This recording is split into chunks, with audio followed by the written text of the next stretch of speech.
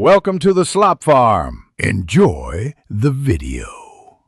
You can add radio sound to Murder Mystery 2 using standard Roblox tools. Start by confirming you own a boombox item in Roblox inventory. Next, locate a valid audio ID from Roblox library and copy its numeric code.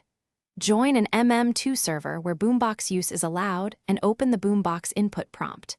Paste the numeric audio ID and press play to test sound.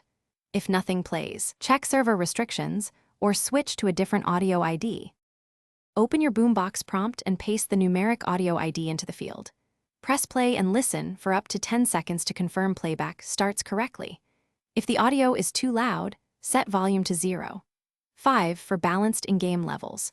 Prefer audio files under 10 megabytes to reduce loading delays and avoid Roblox upload restrictions. If an ID fails, try another public audio ID or rejoin the server to clear temporary sound blocks. If radio sound does not play reliably, rejoin the MM2 server to reset audio permissions.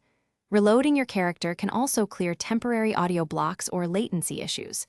When clips cut out mid-playback, lower the volume to 0. 3. And retest for stable streaming.